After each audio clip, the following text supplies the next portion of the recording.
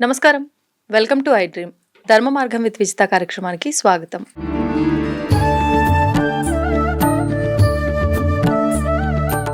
నమస్తే అమ్మా. శ్రీ గురుభ్యో నమః, శ్రీమాత్రే నమః. నమస్తే అమ్మా.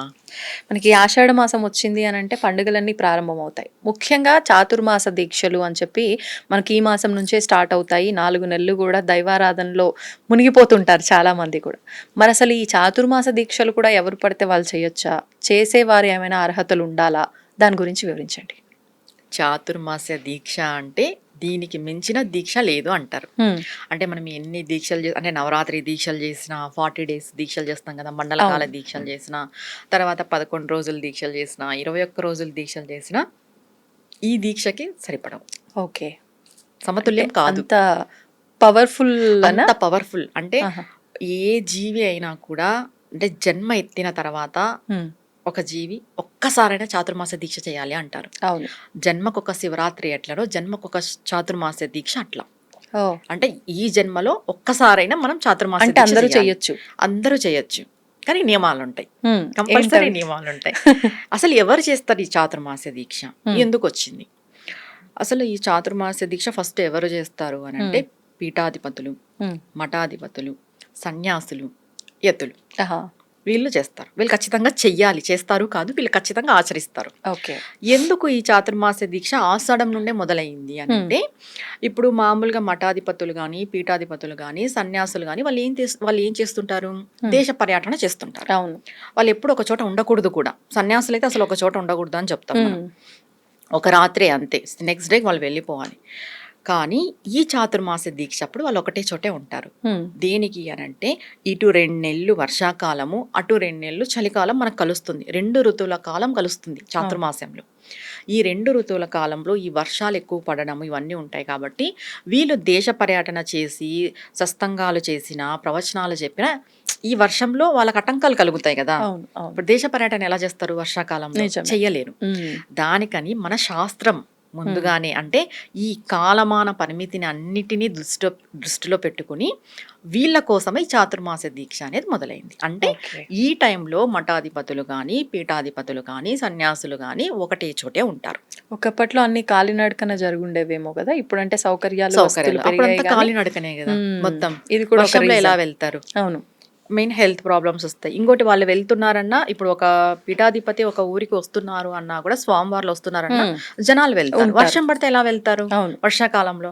అందుకు ఇవన్నీ దృష్టిలో పెట్టుకొని ఈ చాతుర్మాస దీక్ష అనేది వచ్చింది. వీళ్ళు ఖచ్చితంగా ఆచరిస్తారు కూడా.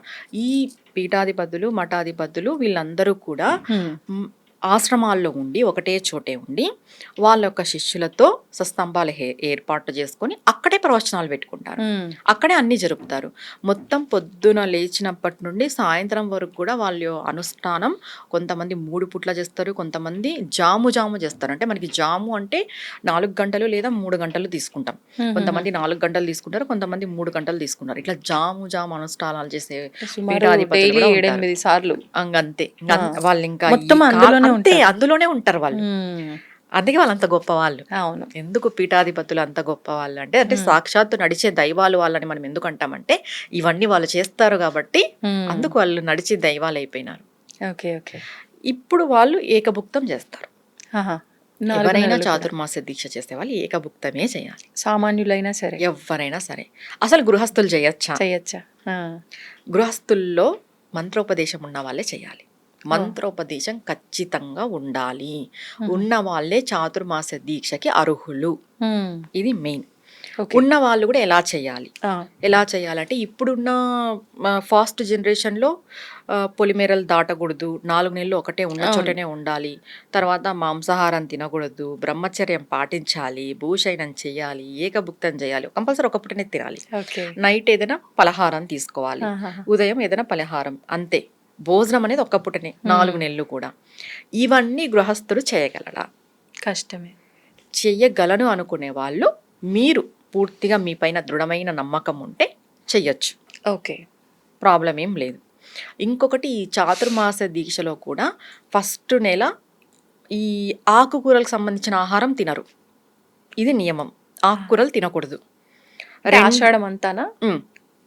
మనకి ఎప్పుడు స్టార్ట్ అవుతుంది చాతుర్మాస్యము అనంటే ఆషాఢ శుద్ధ ఏకాదశి తిథి నుండి కార్తీక శుద్ధ ఏకాదశి వరకు చాతుర్మాసం తొలి ఉంటుంది. ఏకాదశి తొలి నుంచి ఏకాదశి start. మనం అంటాం కదా, శయన ఏకాదశి, స్వామివారు యోగ నిద్రలోకి వెళ్తారు అని చెప్తాం మ్మ్, కాబట్టి ఈ స్వామివారు యోగ నిద్రలోకి అంటే మామూలుగా జనాలకి ఏమర్థం అవుతుంది, స్వామివారు పడుకున్నారు పడుకున్నారు. నిద్రపోతున్నారని. కానీ అది యోగ నిద్ర అనమాట. యోగమాయలో ఉంటాడు ఆయన. ఈ యోగమాయ ఎవరు అంటే సాక్షాత్తు కాళికాదేవి. ఓ. ఆ ఆయన్ని యోగమాయ ఆవహించి ఉంటుంది. ఆవిడే కాళికామాత అని చెప్తారు. అంటే స్వామికి అయ్యకి అమ్మవారికి పెద్ద తేడా లేదు. వాళ్ళిద్దరు అన్నా చెల్లెలు, ఇద్దరు ఒకటే. నారాయణుడు వాళ్ళిద్దరు ఒకటే. వాళ్ళకి అభేదం మనం చెప్పకూడదు కూడా. అట్లా ఈ స్వామివారి యోగ నిద్రలో ఉన్నప్పుడు మనం ఎప్పుడైతే అనుష్ఠానము పూజ ఫలం ఇదంతా ఎక్కువ చేయడం ద్వారా ఎక్కువ ఫలితం ఉంటుంది. దక్షిణాయనం అంతా పూజలే చెప్పాలంటే. ఇప్పుడు ఈ చాతుర్మాసం నుండి మొదలైతాయి పూజలు, మనకు ఆశ్రమం నుండి మొదలైతాయి. దక్షిణాయన పుణ్యకాలమా ఇప్పుడు స్టార్ట్ అయ్యేది? ఏకాదశి నుండి చాతుర్మాసం నుండి స్టార్ట్ అయిపోతుంది పూర్తిగా. ఈ చాతుర్మాసం ఈ 4 నెలలు కూడా మొదటి నెల ఆకుకూరలు తినకూడదు, 2వ నెల పాల పదార్థాలు తినకూడదు, 3వ నెల పెరుగు పదార్థాలు తినకూడదు, 4వ నెల దినుసులు తినకూడదు. ఈ ధాన్యాలు పప్పులు ఇవి తినకూడదు. ఖచ్చితంగా వీటిని అనుసరించే చెయ్యాలి. చాలా ఆలోచించి నిర్ణయం తీసుకోవాలి. ఎవరు గృహస్థులైతే చెయ్యరు, చేసే వాళ్ళు కూడా మంత్రోపదేశం ఉన్న వాళ్ళే చెయ్యాలి కూడా. నాకు మంత్రోపదేశం లేదు, గురువు లేడు, నేను చాతుర్మాస దీక్ష చేస్తానంటే అర్హులు కాదు. ఇప్పుడు ఎందుకు అర్హులు కాదు అనంటే, ఒక మంత్రం ఉంటే దానికి అనుష్ఠానం పూజ ఉంటుంది. ఎప్పుడైతే నీకు అనుష్ఠానం పూజ ఉంది అనంటే, నీకు ఒక గురువు ఉన్నాడు అనంటే ఈ చాతుర్మాస దీక్ష లెక్క అవుతుంది. ఓకే. ఎందుకు గురువు ఉండాలి, ఎందుకు జీవికి ఒక మంత్రోపదేశం ఉండాలి అని చెప్తారు మామూలుగా కూడా అంటే, ఇలాంటివి కొన్ని చేయడానికి అర్హత వస్తుంది. లేకపోతే ఏ అర్హత ఉండదు. మీరు నియమాలు పాటిస్తారా, పాటించండి, నో ప్రాబ్లం. చాతుర్మాసంలో పూజలు చేయండి, బాగా ఎక్కువ పూజలు చేయండి, లేదంటే ఒక నామం తీసుకోండి, చదువుకోండి, అనుకోండి, దానాలు చేయండి. ఇప్పుడు నేను చెప్పాను కదా ఈ కూరలు తినకూడదు అని, ఆ కూరలు తినకోకున్నట్టు ఉండండి, ప్రాబ్లం లేదు. కానీ మంత్రం తీసుకొని గురువు ఉంటేనే అది మనకి ఎలిజిబుల్. ఓకే. అయితే నేను అదే అడగాలనుకున్నా. నార్మల్గా చేసేవాళ్ళు ఇప్పుడు ఈ దీక్ష ఇదంతా ఏమి వద్దు, పాటించాలనిపించినప్పుడు నియమాలు పాటిస్తాము, చేసుకోవాలనిపించిన రోజులు చేసుకుంటాము అనుకున్న వాళ్ళు ఈ 4 నెలల సమయంలో అసలు ఎవరిని ఆరాధించాలి? అంటే విష్ణుమూర్తిని కార్తీక మాసం అంటే ఎలాగూ శివుణ్ణి ఎక్కువగా ఆరాధిస్తారు, కానీ ఎవరిని ఆరాధించాలి? చాతుర్మాస దీక్ష అని అంటేనే శివకేశవుల యొక్క ఆరాధన, ఇద్దరిని ఆరాధిస్తారు. ఎందుకు ఇక్కడ మంత్రోపదేశం అనుష్ఠానం అని మనం చెప్పాము అని అంటే, మీకు ఏ మంత్రం అయితే ఉపదేశం ఉంటుందో ఆ దేవత ఆరాధన ఈ 4 నెలలు చేస్తారు. ఈ డౌట్ ఉంటుంది కాబట్టి మేము ఎవరిని ఆరాధించాలి, ఇప్పుడు ఒక నెల ఒకరిని అట్లా ఆరాధించలేం కదా. అందుకే మంత్రోపదేశం ఉన్న వాళ్ళకి ఎలిజిబుల్ చాతుర్మాస దీక్ష అన్నారు. మీరు ఇప్పుడు ఒక నామం తీసుకోండి, ఈ 4 నెలలు అనుకోండి. ఇప్పుడు దీక్షగా చేయాలంటే నేను చెప్పిన నియమాలు ఖచ్చితంగా పాటించాలి. ఏవేవి మళ్ళీ ఇంకొకసారి రిపీట్ చేస్తాను. మాంసాహారం తినకూడదు, బ్రహ్మచర్యం పాటించాలి, భూషయనం చేయాలి, ఏకభుక్తం ఉండాలి, ఎవరితో ఎక్కువ మాట్లాడకూడదు, అబద్ధాలు చెప్పకూడదు, గొడవలు పడకూడదు, నేను చెప్పిన ఆహార నియమాలన్నీ కూడా పాటించాలి, పొలిమేరలు దాటకూడదు, ఎక్కడికి వెళ్ళకూడదు, ఎవరింట్లోనూ కూడా తినకూడదు, జుట్టు విరపోయకూడదు, జుట్టు కూడా విరపోసుకోకూడదు లేడీస్ అయితే. మా అమ్మో చాలా నియమాలు ఉండే, మొత్తం లిస్టు. ఎవరింటికి కూడా వెళ్ళకూడదు, మీ ఇంట్లోనే ఇంకంతే ఇట్లా కట్టేసుకొని కూర్చోవాలి చాతుర్మాస దీక్ష అంటే. అవును, ఒక దీక్ష చేస్తున్నాము అని అంటే ఇక్కడ చాలా మందికి డౌట్ ఏమొస్తుంది అంటే, పూజలకి వెళ్ళొచ్చు, పూజలకి వెళ్ళొచ్చు, సంబంధించి వెళ్ళొచ్చు, అక్కడ మీరు తినొచ్చు, పూజలో మాత్రమే. లేదు మేము జనరల్ గా మాకు రిలేటివ్స్ వచ్చారు, మేము ఏదో పలకరించకి వెళ్తున్నాం, అలా వెళ్ళకూడదు. అలా వెళ్ళి వాళ్ళ ఇంట్లో తినకూడదు. ఏదైనా దీక్ష చేసేటప్పుడు, ఏదైనా దీక్ష చేసేటప్పుడు తినకూడదు. ఇంకా చాతుర్మాస దీక్ష చేసేటప్పుడు ఎలా తింటావు? అసలు ఎక్కడికి వెళ్ళకోకుండా ఇంట్లోనే ఉండి నీ పనులు నువ్వు చూసుకుంటూ చేసుకోవడమే ఈ దీక్ష. ఈ నియమాలు ఖచ్చితంగా పాటిస్తేనే చాతుర్మాస దీక్ష చేసిన ఫలము ప్రతిఫలము 2 వస్తాయి. నేను ఏదో దీంట్లో ఒక నియమం పాటించు, తప్పు లేదు. ఇప్పుడు నువ్వు ఫస్ట్ మంత్ మనం ఆకుకూరలు తినకూడదు అని చెప్పాము, పాటించండి, ఇబ్బంది ఏం లేదు. కానీ నేను చాతుర్మాస దీక్ష చేసేసినాను అనేది ఉండకూడదు. అన్ని పాటిస్తేనే, అంటే నీకు గురువు ఉండాలి, ఉపదేశం ఉండాలి, నేను చెప్పినవన్నీ ఈ నియమాలు పాటిస్తేనే చాతుర్మాస దీక్ష పరిపూర్ణంగా చేసిన ఫలితము ఉంటుంది. అది కూడా కౌంటబుల్ దీక్షకి అది కౌంట్ అవుతుంది. అర్హత లేదు అంటే నార్మల్ గా దేవత ఆరాధన చేసుకోవచ్చు. ఎంత దేవత ఆరాధన చేసుకుంటే అంత మంచిది. ఆలయాలకు వెళ్ళడము, ఇంట్లో పూజలు ఇలాంటివి చేసుకోవచ్చు. విశేషంగా ఈ 4 నెలలు వ్రతాలు, హోమాలు లాంటివి కూడా ఏమైనా చేయించుకుంటే ఉన్న ఇబ్బందులు తొలగిపోయే అవకాశాలు ఉన్నాయి. ఒక్క విషయం నేను యాక్చువల్ గా చెప్తాను. ఈ చాతుర్మాస దీక్ష చెయ్యలేరు కాబట్టి గృహస్థులు మన శాస్త్రంలో శ్రావణ మాసం మనకి అంత పూజాకాల మాసమే. అమ్మవారి పూజలు ఎక్కువగా. లక్ష్మీదేవి పూజలు, అమ్మవారి పూజలు, అయ్యవారి పూజలు, ఉమ్, తర్వాత వినాయక చవితి వస్తుంది. భాద్రపదం అంతా వినాయకం, మళ్ళీ ఆశ్వీజం, నవరాత్రులు, తర్వాత కార్తీకం. అవును ఆటోమేటిక్ గా ఈ 4 మాసాలు కూడా పూజల్లోనే అయిపోతాయి. ఉంటాం. అవును ఉంటాం. తెలియకుండానే గడిచిపోతాయి. తెలియకుండానే 4 మాసాలు కూడా గృహస్థులు కూడా పూజల్లోనే మునిగి తేలిపోతారు. ఉమ్, ఉమ్, కానీ నియమాలు పాటించాలి. పాటించాలి. నియమాలు పాటిస్తూ చేసుకునేదే ఉమ్, చాతుర్మాస దీక్ష అవుతుంది. కానీ మీరు దీక్ష చేయకపోయినా కూడా ఉమ్, ప్రతి ఒక్కరు కూడా మనం పండుగల్లో మునిగి తేలిపోతూనే ఉంటాము. పూజలు నిజంగా. చాలా ఎక్కువ, ఆ, ఈ 4 నెలలు చాలా ఉంటాయి. ఎక్కువ. అవును. ఎప్పుడు రెస్ట్ అనేది లేదు. ఉమ్, ఇప్పుడు శ్రావణం అయిపోతేనే కొంచెం గ్యాప్ మనకి ఆ, వినాయక నవరాత్రులు స్టార్ట్ అవుతాయి. వినాయక నవరాత్రులు అయిపోతేనే పితృపక్షాలు స్టార్ట్ అయిపోతాయి. చూడు, చాతుర్మాసంలోనే పితృదేవతలు కూడా వచ్చారు మనకి. అవును. అవును. ఈ చాతుర్మాస్యంలోనే అవును. పితృదేవతలు అయిపోతేనే మనకి దేవి నవరాత్రులు మొదలైతాయి. దేవి నవరాత్రులు అయిపోతేనే మనకి దీపావళి, కార్తీక మాసం కార్తీక మొదలైపోతుంది. అవును. వరుసగా 4 నెలలు. అంటే పెద్ద కష్టమేం గాదు. ఈ రకంగా మీరు విడమర్చి చెప్పిన తర్వాత అనిపిస్తుంది. ఎట్లాగో ఒక్కొక్క నెల ఒక్కొక్క దాంట్లో ఒక 10-15 డేస్ ఇన్వాల్వ్ అయిపోతాం. ఇన్వాల్వ్ కాబట్టి ఆ చేసుకోవచ్చు. 10-15 డేస్ కూడా మేము పాటిస్తాం అనుకునే వాళ్ళు ఈ 4 మంత్స్ హ్మ్. జనరల్ గా నేను రెమెడీ లాగానే చెప్తున్నాను. ఇప్పుడు ఈ హ్మ్. విషయం అయితే చాతుర్మాస దీక్ష పూర్తిగా చేయలేని వాళ్ళు ఓకే. ఈ 4 మంత్స్ కూడా ఏదైనా ఒకటిని వదిలి ఉండండి. ఇప్పుడు మాంసాహారం తింటారా, హ్మ్. తినే వాళ్ళు ఉంటారు. ఈ 4 నెలలు మేము మాంసాహారం తినము అని సంకల్పం పెట్టుకోండి. ఓ. చెప్పులు వేసుకుంటారు కొంతమంది. ఈ 4 నెలలు మేము చెప్పులు వేసుకోము. చాతుర్మాస దీక్షలో మేము హ్మ్. ఇదొక్కటి చేయగలుగుతాం. లేదా ఈ 4 నెలలు మేము పాల పదార్థాలు, పెరుగు పదార్థాలు తినము, ముట్టము. లేదంటే ఆకుకూరలు తినము. ఈ 4 నెలలు తినము ఆకుకూరలు. హ్మ్. ఇలాంటిది ఏదైనా ఒకటి నియమంగా ఇప్పుడు పెట్టుకొని ఆకుకూరలు తినము అంటే కొత్తిమీర, కరివేపాకు కూడా వాడొద్దా? వాడద్దు. ఓ. కరివేపాకు వాడచ్చు, హ్మ్. కొత్తిమీర వాడకూడదు. ఎందుకు అంటే ఎందుకు? భూమిలో విత్తనాలు వేసి పండిన ఆకుకూరలు తినకూడదు. హుహు. అంటే విత్తనం లేకుండా అసలు చెట్టు. చెట్టుకు వస్తుంది. ఇప్పుడు హ్మ్. direct ఆల్రెడీ గా చెట్టుకి కొమ్మలు వచ్చేవి. వస్తాయి. ఇప్పుడు కరివేపాకు భూమిలో వేసి చెట్టు వస్తుంది, చెట్టు కొమ్మలు వస్తాయి. ఓకే. కొన్ని కొమ్మలు ఉండవు, కేవలం అవే వస్తాయి కదా డైరెక్ట్. డైరెక్ట్ గా ఆకు. అవి తీసుకో. ఓకే. ఇప్పుడు చూడు, మెంతులు వేస్తాము, మెంతులు డైరెక్ట్ గా కూర వస్తాయి. వస్తుంది. అవి అవును. అవి తినకూడదు. అట్లా ఓకే. ఓకే. భూమిలో నుండి డైరెక్ట్ గా పండిండేటివి అన్ని భూమిలో నుండే పండుతాయి. కానీ కొమ్మలు వేరు, ఆకులు వేరు. ఆకులు వేరు. ఓకే. ఇలా ఉంటుంది. హ్మ్. ఏదైనా ఒకటి తీసుకొని ఈ 4 నెలలు మేము ఉంటాము అని చెప్పి సంకల్పం చేసుకోండి. మీ మీ ఇష్ట దైవానికి సంకల్పం చేసుకోండి. ఓకే. మంచిదే కదా. అవును. ఏదైనా అవును. ఒకటి మంచి ఒక్కటి అలవాటే మంచి కదా. అలవాటే. మేము ఇప్పుడు పీఠాధిపతులు, సన్యాసుల్లాగా, మఠాధిపతుల్లాగా మనం అంత కఠినమైన దీక్షలు చేయలేము. చేయలే. ఏదో మనకు అందుబాటులో ఉండి భగవంతుని యొక్క అనుగ్రహం పొందడానికి మన వంతు హ్మ్. ఒక ప్రయత్నం. అవును. ఒకటి ఏదైనా వదులుకోవడం, మాంసాహారం తినకోకున్నట్టు ఉండడము, బ్రహ్మచర్యం పాటించే అంత ఇది ఇంట్లో అనుకూలత ఉంటే బ్రహ్మచర్యం పాటించడము, హ్మ్. లేదు అని అంటే చెప్పులు వేసుకోకున్నట్టు ఉండడము, లేదు అంటే ఒక దేవతా ఆరాధన, ఒక నామం తీసుకొని మేము ఈ దేవతా ఆరాధన కంప్లీట్ గా చేస్తాం ఈ 4 నెలలు అన్నప్పుడు ఖచ్చితంగా దీక్షలు నియమాలు పాటించాల్సిందే. ఇలా లేదా మేము పొలిమేరలు దాటుకోకున్నట్టు ఉంటాం, ఒకరింటికి పోకోకున్నట్టు, ఏదో ఒకటి.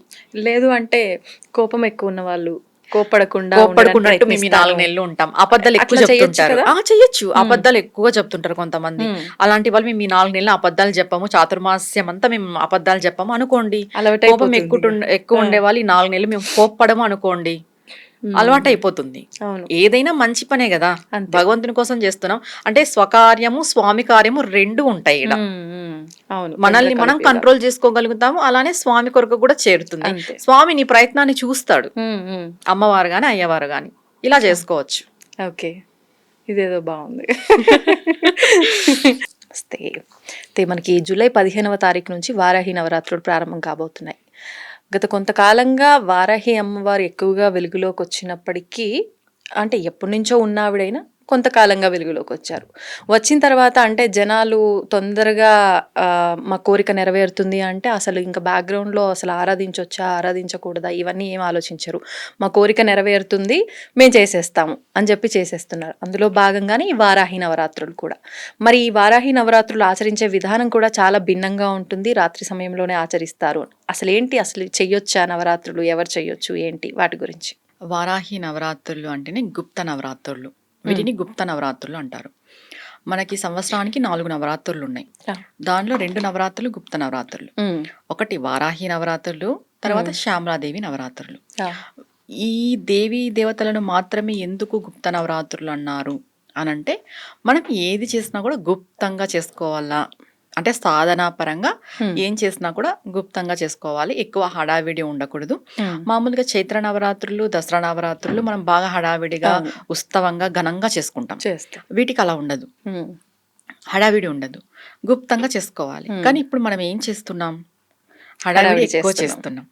ఇంకొక విషయం ఏంటంటే, వారాహి దేవత అంటేనే శక్తి దేవత, తీవ్ర దేవత, దృఢమైన దేవత, బలమైన దేవత అనే విషయం అందరికీ తెలిసిన విషయమే. హ్మ్. ఆమె దండనాథ.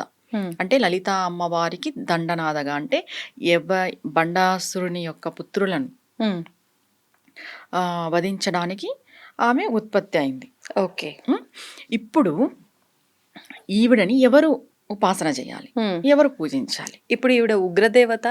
ఉగ్రదేవతనే. తీవ్ర ఆహా! దేవత. అంటే ఇప్పుడు సాత్విక్. శ్యామల అమ్మవారు మంత్రిని దేవత. హ్మ్. ఆవిడని సాత్విక రూపము ఉంది. తర్వాత రాజసిక రూపము ఉందన్నమాట. ఆహాహా! అంటే మాతాంగి వచ్చేసి కొంచెం రాజసికము. శ్యామల అమ్మవారు వచ్చేసి సాత్వికము. హ్మ్. వారాహి అమ్మకు అలా లేదు. హ్మ్. ఇంకొక రూపం అనేది లేదు. ఓన్లీ సాత్వికం అనేది ఉగ్రమే. లేదు. ఓన్లీ తీవ్రమే. ఓహ్! ఉగ్రం. వీళ్ళని ఉగ్ర దేవతలు అనరు. తీవ్ర దేవతలు అంటారు. హుహు. తీవ్ర శక్తి గల దేవతలు వీళ్ళు. హ్మ్. ఇప్పుడు ఇలాంటి అమ్మవారిని మనం ఏ విధంగా ఆచరించాలి? అసలు మనం తెలుసుకోవాలి. మనకు హ్మ్. ఆచరించే అంత అర్హత ఉందా? లేదా? అని. కానీ ఇక్కడ ఏమైపోతుందంటే అందరికీ అమ్మనే. అమ్మ అమ్మగా మనకు కనికరిస్తుంది. అమ్మ అమ్మగానే చూస్తుంది. కరెక్టే అమ్మనే ఎవ్వరూ హ్మ్. లేదని చెప్పలేదు. కానీ నీకు అర్హత ఉందా? హ్మ్. ఇప్పుడు లలితమ్మ వారి శక్తి ఒక శక్తి. ఆవిడ సాత్విక శక్తి. అవును. వారాహి అమ్మవారి శక్తి తీవ్ర శక్తి. నువ్వు లలితా అమ్మవారి శక్తిని భరించగలవు కానీ వారాహి అమ్మవారి శక్తిని నువ్వు భరించగలవా? ఇంకొకటి ఏంటంటే అనుష్ఠాన పరులు లేదా ఉపదేశం ఉన్న వాళ్ళు సాధకులు లాగా చేస్తున్నారు గృహస్థులు కూడా. అవును. ఇది తప్పు. హ్మ్. నేను పూజించవద్దు అని చెప్పట్లేదు. గృహస్థులకు ఒక నియమాలుంటాయి. ఉపాసన పరులకు ఒక నియమాలుంటాయి. హ్మ్. వారాహి అమ్మవారిని పూజించాలి అంటే. ఆరాధించటంలో. హ్మ్. ఇప్పుడు గృహస్థులు ఏ విధంగా పూజించాలి? ఇప్పుడు దీక్షగా చేసేవాళ్ళు 9 రోజులు ఉపాసన పరులు దీక్షగానే చేస్తారు. గృహస్థులు కూడా దీక్షగా చేసుకోవచ్చు. హ్మ్. దీక్షా నియమాలు ఏంటంటే మాంసాహారం తినకూడదు, బ్రహ్మచర్యం పాటించాలి, భూషయనం చేయాలి, ఏకభుక్తం ఉండాలి. ఇది ఆహా! ఖచ్చితంగా. ఓకే. ఇప్పుడు గృహస్థులు ఫస్ట్ గృహస్థులదే చెప్దాం. మీరు అమ్మవారి ఫోటోని పెట్టుకొని, అమ్మవారికి ఎర్రటి పుష్పాలతో, ఎర్రటి అక్షంతులతో పూజ చేసుకోవడము, ప్రాణప్రతిష్ఠ చేసుకోవడము. హ్మ్. ఇంకొకటి ఏంటి అమ్మవారి యొక్క ద్వాదశ నామాలు చదువుకోవడం, అష్టోత్తరం చదువుకోవడం, అమ్మవారికి పానకము, వడపప్పు నైవేద్యం పెట్టడం. ఓకే. అంతే. ఇది గృహస్థులు ఆచరించాల్సింది. హ్మ్.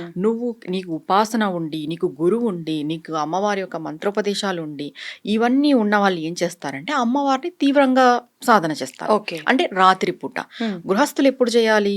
6 నుండి 7 లోపు పూజ చేసేసుకోవాలి. సాయంకాలమా? 9 లోపు. ఆహా! గృహస్థులకి 9 పైన చేసే అర్హత లేదు. ఓకే. రాత్రిపూట పూజలు చేయకూడదు గృహస్థులు. హ్మ్. హ్మ్. కేవలం సాధకులు, ఉపాసకులు, ఉపాసకురాళ్ళు, ఉపాసకుడు మాత్రమే 9 పైన రాత్రిపూట తీవ్రంగా సాధన అనేది చేయబడుతుంది. హ్మ్. ఇంకొకటి ఏంటంటే ఇక్కడ అమ్మవారి మూల మంత్రాలని ఏ గురువు ఉపదేశం లేకోకున్నట్టు చదివేస్తారు అవును. ఈ నవరాత్రుల్లో. మనకి ఒక అలవాటు ఏంటంటే మంత్రాలు చదివేటప్పుడు దానిలలో బీజాక్షరాలు ఉండాలనుకుంటాము. హ్మ్. మనకి ఓం ఫట్ స్వాహాలు ఉండాలా, వషట్లు ఉండాలా, అంటే అట్లా ఉంటేనే ఏదో అది మంత్రం. నన్ను అమ్మవారు కరుణిస్తుంది అనే ఒక దాంట్లో ఉన్నారు వీళ్ళు. హ్మ్. అలా హ్మ్. ఉంటేనే. అవును. కానీ నువ్వు ఒక గృహస్థుడు, గృహిణి అనే విషయం మర్చిపోతున్నావు. నీకు హ్మ్. గురువు లేరు, అవును. నీకు ఉపదేశం లేరు. నువ్వు అలాంటి తీవ్రమైన మంత్రాలను చదవడం ద్వారా హ్మ్. నీకు అంత శక్తి లేదు. ఆ మంత్రాలను తట్టుకునే శక్తి నీకు లేదు. ఓకే. అలాంటప్పుడు చదవడం ఎందుకు? అవును. చదివి నీకేదో జరిగి దాన్ని అమ్మవారి పైన నిందేసి హ్మ్. అవసరం లేదు. హ్మ్. గృహస్థులు ద్వాదశ నామాలు చేసుకుంటే సరిపోద్ది. ఓకే. మంత్రోపదేశం లేని వాళ్ళు, గురువు లేని వాళ్ళు తీవ్రమైన సాధనలకి వెళ్ళవద్దు. హ్మ్. రాత్రిపూట సాధన అసలే చెయ్యవద్దు. ఓకే. 9 లోపు చేసుకోండి. ఇప్పుడు మంత్రోపదేశం ఉన్న వాళ్ళ వరకు వస్తాం. హ్మ్. అనుష్ఠానం ఉన్న వాళ్ళు, మంత్రోపదేశం ఉన్న వాళ్ళు వాళ్ళకి వాళ్ళ గురువు చెప్తారు. హ్మ్. ఇప్పుడు ఏం వారాహి చెయ్యొచ్చు? నవరాత్రులు వస్తున్నాయి, మీరు ఇది చేసుకోండి, ఈ విధంగా చేసుకోండి అని మీ గురువు మీకు ఏ విధంగా అయితే చెప్తారో ఆ విధంగా చేసుకోవచ్చు, తప్పులేదు. ఒకవేళ మాకి మంత్రోపదేశం ఉంటుంది, హ్మ్. గురువు అందుబాటులో ఉండరు అవును. కొంతమందికి. ఇలాంటి వాళ్ళు ఏం చేయాలి అంటే అమ్మవారికి డైలీ కుంకుమార్చన, హ్మ్. అమ్మవారికి డైలీ ఆవరణ పూజలు, అమ్మవారి యొక్క మూల మంత్రాలు వీళ్ళకి పఠించేంత అర్హత ఉంటుంది. ఓకే. ఎందుకంటే ఆల్రెడీ మంత్రోపదేశం ఉంటుంది కాబట్టి అమ్మవారి యొక్క మూల మంత్రాన్ని వీళ్ళు పఠించవచ్చు. హ్మ్. వీళ్ళు ఏ సమయంలో చేసుకోవాలి అంటే త్రిసంధ్యలు చెయ్యొచ్చు హ్మ్. హ్మ్. ఉపాసకులు. ఓకే. ఇప్పుడు గృహస్థులు 2 సంధ్యలు చేసుకోవచ్చు. ఉదయము, సాయంత్రము. ఈ ఉపాసన పరులు, అనుష్ఠాన పరులు త్రిసంధ్యలు చేయొచ్చు. ఉదయము, మధ్యాహ్నము, రాత్రి, సాయంత్రము. ఇంకా కొంతమంది 4 సార్లు కూడా చేస్తారు. ఉదయము, మధ్యాహ్నము, సాయంత్రం, రాత్రి కూడా కూర్చుంటారు. లేదమ్మా మేము ఇన్ని సార్లు చేయలేము అని అంటే అనుష్ఠానం ఉన్న వాళ్ళు ఖచ్చితంగా నైట్ చేయాలి. నైట్ అనేది సాధన చేయాలి. కంపల్సరీ ఒక్కసారి చేసినా కూడా వీళ్ళు 9 పైన చేసుకోవచ్చు. 9 నుండి వీళ్ళు రాత్రంతా చేసినా వీళ్ళకి ఏం ప్రాబ్లం లేదు. ఎందుకు అమ్మవారిని రాత్రిపూట చేయాలి అని చెప్పారు అంటే గుప్తము అన్నాం ఇక్కడ. ఇక్కడ ఆల్రెడీ గుప్తము అన్నప్పుడు అందరూ తిరిగేటప్పుడు, అందరూ లేచినప్పుడు, అందరూ మాట్లాడేటప్పుడు ఇంట్లో డిస్టర్బెన్స్ చేయకూడదు. ఇది గుప్తం అనేది ఎవరికి వర్తిస్తుంది? అనుష్ఠాన పరులకు వర్తిస్తుంది. అనుష్ఠానీలు వీళ్ళు గుప్తంగా 9 పైన అసలు చెయ్యకూడదు. మామూలుగా మీకు గురువు లేడు అని అంటే, ఉపదేశం లేదు అంటే 9 పైన చేసే అర్హత లేదు నార్మల్ గా ఉన్న వాళ్ళకి. ఇప్పుడు వీళ్ళు నార్మల్ గా చేసే వాళ్ళు కూడా మేము ఇలా వారాహి అమ్మవారి ఆరాధన చేస్తున్నాం నవరాత్రుల్లో అని చెప్పి చేయకూడదు అని అన్నారు. అది అవును వాస్తవమా? ఇప్పుడు నార్మల్ గృహస్థులు ఉంటారు, వాళ్ళు 6 నుండి 9 లోపే చేసుకోవాలి. 9 పైన ఇప్పుడు అర్ధరాత్రి చదవండి మంత్రాలు, అర్ధరాత్రి పూజలు చేయండి అని చెప్తున్నారు. నార్మల్ గృహస్థులు, మంత్రోపదేశం లేని వాళ్ళు, గురువు లేని వాళ్ళు చెయ్యకూడదు. ఎందుకంటే తీవ్ర దేవత ఆరాధన అనేది ఒక గురువు ఆధ్వర్యంలో చెయ్యాలి. గురువు ఉండాలి. ఒకవేళ మీకు అమ్మవారి ఒక మంత్రోపదేశం ఉండి గురువు లేకపోయినా పర్వాలేదు, చేసుకోవచ్చు. ఏ మంత్రోపదేశం లేదు, ఏ గురువు లేదు అన్నప్పుడు నైట్ టైం చేయకూడదు. ఎందుకంటే ఈవిడ తీవ్ర దేవత. ఈ సాధన చేయడం వల్ల, ఈ పూజ చేయడం వల్ల ఏం లభిస్తుంది అంటే వారాహిదేవి అన్నిటినీ మనకు ప్రసాదిస్తుంది అనేది మనకు అందరికీ తెలిసిన విషయమే. ఏంటి అని అంటే మనకు కోర్టు వివాదాలు ఉన్నా తొలగిపోతాయి, భూమి సమస్యలు ఉన్నా తొలగిపోతాయి. తర్వాత అమ్మవారు వచ్చేసి ధనధాన్యానికి సంకేతము. ఆమె నాగలి రోకలి చేతిలో పట్టుకొని ఉంటుంది కాబట్టి మనకు ధనము ధాన్యము అన్నీ లభిస్తాయి. ధాన్యం ఉంటే ఆటోమేటిక్గా ధనం అనేది వస్తుంది, అన్నీ లభిస్తాయి అని చెప్తారు. ఆరోగ్యము లభిస్తుంది. అమ్మవారి యొక్క తీవ్ర శక్తి వల్ల మనకు శత్రు నాశనం అనేది కలుగుతుంది. మనకి ఎవరైనా తెలిసి కానీ తెలియక కానీ శత్రువులు ఉంటారు కదా, వాళ్ళ యొక్క నాశనం అంటే అమ్మవారు వాళ్ళని నాశనం చేస్తుందని కాదు దీనికి అర్థం. నీకు ఎవరైనా శత్రువు ఉంటే వాళ్ళని మారుస్తుంది, వాళ్ళ మనస్సును మారుస్తుంది. అంతేగాని వాళ్ళని ఏదో వెళ్ళి చంపేస్తుంది, వాళ్ళని నాశనం చేస్తుంది, వాళ్ళ జీవితాలు నాశనం చేస్తుంది, అమ్మవారిని మేము ప్రయోగిస్తాం, ఇవన్నీ లేదు. ఇవన్నీ ఇది అసలు ఇది మాట్లాడకూడదు కూడా. ఎంతున్నా అవతల వాళ్ళని మారుస్తుంది అమ్మవారు. ఆ మార్చే క్రమంలో వాళ్ళకి కొంచెం ఇబ్బంది అనేది కలుగుతుంది. ఏదైనా ఒక మనిషిలో ఒక మార్పు వస్తుంది అని అంటే, మార్పు రావాలి అంటే ఒక ఇబ్బంది అనేది వచ్చినప్పుడే మార్పు అనేది వస్తుంది. వారాహి అమ్మవారు అది చేస్తుంది. ఇంకొకటి మన మనస్తే మనకి శత్రువు అని మనం ఎప్పుడు చెప్పుకుంటాం కాబట్టి ముందుగా మన మనస్సులో ఉన్న అపోహలను కానీ, మన మనస్సు వినకపోవడం కానీ, మనం ఏదైనా అధర్మంగా ఉన్నా కూడా అమ్మవారు మనల్ని మారుస్తుంది. ఇంకొకటి అధర్మంగా ఉండి మనం చేయరాని కార్యక్రమంలో అన్ని చేస్తూ కూడా ఈ వారాహి నవరాత్రులు చేస్తే వాళ్ళకి ఖచ్చితంగా అమ్మవారు చూపిస్తుంది. అంటే తిప్పి కొట్టేస్తుంది అంటాం కదా, అట్లా తిప్పి కొట్టేదైతే వాస్తవం. ఎందుకంటే ఈమెకి న్యాయంగా ఉండాలి, అధర్మంగా అసలు ఉండకూడదు. దీక్షలు చేసే వాళ్ళు కూడా చెప్పులు వేసుకోకూడదు, అబద్ధాలు చెప్పకూడదు, ఎవరితోనూ గొడవ పడకూడదు, మాంసాహారం తినకూడదు, బ్రహ్మచర్యం పాటించాలి, భూషయనం చేయాలి, ఏకభుక్తం ఉండాలి. మామూలుగా దీక్షలు చేసే వాళ్ళు ఈ హెయిర్స్ విరబోసుకొని ఉంటారు, లూజ్ హెయిర్. అలా ఆడవాళ్ళు అయితే అట్లా లూజ్ హెయిర్ అసలుకే వేసుకోకూడదు. ఎర్రటి వస్త్రాలను ధరించాలి, ఆవిడకి ఎరుపు ఇష్టం కాబట్టి.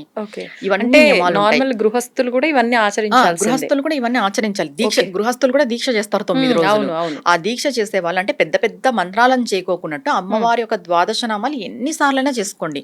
108 టైమ్స్ చేస్తారా అమ్మవారి యొక్క ద్వాదశ నామాలు 108 టైమ్స్ చేయండి, ప్రాబ్లం లేదు. పెద్ద పెద్ద మంత్రం అంటే అమ్మవారి యొక్క మూల మంత్రాలకి, బీజాక్షరాల మంత్రాల జోలికి వెళ్ళొద్దు గృహస్థులు.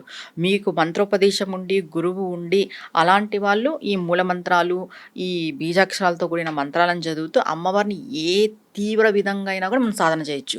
ఒక అమ్మవారికి మనం సాధన చేయాలి అంటే సాత్విక సాధన ఎలా ఉంటుందో తీవ్ర సాధన కూడా అలానే ఉంటుంది. అది కేవలం సాధకులు మాత్రమే చేయాలి అని చెప్తున్నాను. ఇప్పుడు ఎవరో నీ పక్కింటి వాళ్ళు, ఎదురింటి వాళ్ళు కొంచెం తీవ్రంగా సాధన చేశారు, నువ్వు కూడా అది చేయాలనుకోవడం పొరపాటు అవుతుంది. ఇంకొకటి, ఇది చాలా గుప్త నవరాత్రులు కాబట్టి చాలా ప్రీషియస్ డేస్ అంటాం మనం వీటిని. వీటిలో ప్రకృతిలో ఎక్కువ శక్తి దాగుంటది. ఈ నవరాత్రి టైంలో మీరు ఈ అలంకరణలు ఆర్భాటాలకు పోకుండా అనుకోకున్నట్టు. అంటే మనం చూస్తున్నాం ఈ సోషల్ మీడియా అవునవును. వచ్చినప్పటి నుండి విపరీతమైన అలంకరణలు హడావిడి ఇదే ఎక్కువైపోయింది. ఉంటుంది, హడావిడి. ఒక మంత్రం రాదు, ఒక స్తోత్రం రాదు, ఒక స్తోత్రం చేయరు, ఏమి చేయకపోయినా కూడా ఈ అలంకరణల బేస్ పైనే మనం సోషల్ మీడియా అంతా నడుస్తుంది. అలా కాకోకున్నట్టు దీన్ని పక్కన పెట్టేసి ఇవి గుప్తంగా చేసుకునే కాబట్టి సాధన పెంచండి. ఇప్పుడు గృహస్థులు అయితే ఇదే ద్వాదశ నామాలని ఎక్కువ సార్లు చేసుకోండి. ఈ ఉపాసకులు సాధన పరులు అయితే మీకు గురువిచ్చిన మంత్రాన్ని చేసుకుంటూ ప్లస్ అమ్మవారి యొక్క మూల మంత్రాలను కూడా ఎక్కువ సార్లు చేసుకోవడం ద్వారా మనకి ఎక్కువ ఫలితము ఉంటుంది. మనం శక్తిని పెంపొందించుకోగలం. అంటే ప్రకృతి నుండి మనకి శక్తి వస్తుంది, అమ్మవారి నుండి మనకి శక్తి వస్తుంది, ఆ మూల మంత్రాలను చదవడం వల్ల మనకు శక్తి లభిస్తుంది.